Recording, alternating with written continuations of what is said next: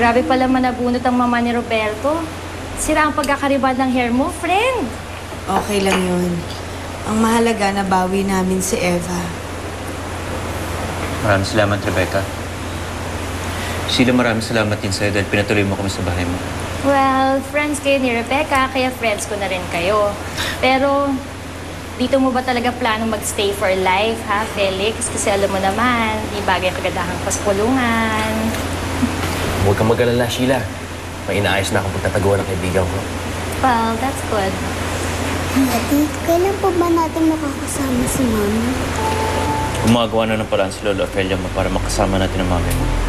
Sana po makasama na natin siya agad, Daddy. Bad po kasi si Daddy Roberto.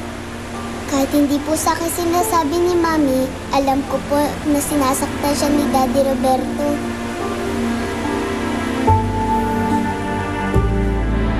Imbestigahan nyo talaga kung ano nangyari. Ha? Gusto ko agad malaman.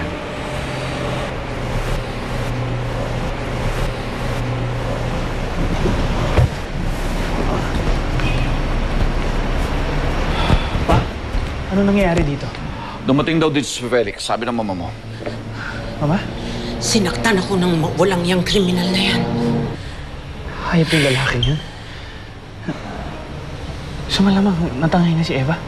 Oo, tinakas ni Rebecca. Silang dalawa, pinagtulungan nila akong dalawa.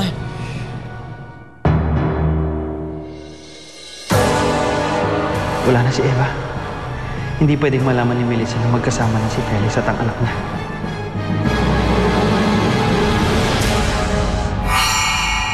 Tinangay ni Felix at Rebecca ang anak ni Melissa. Gusto ko bawiin mo yung bata. Kasama na ni Felix si Eva?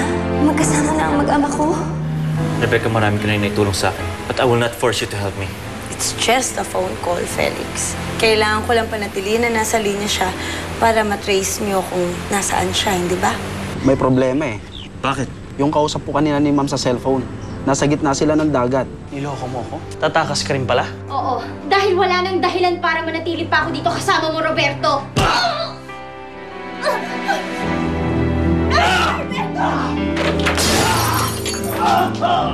Hindi sumuko si Felix at nabawi niya ang anak namin. Hindi rin ako dapat sumuko. Kailangan mapuntahan ko ang mag-ama ko. Melissa! Melissa! Melissa!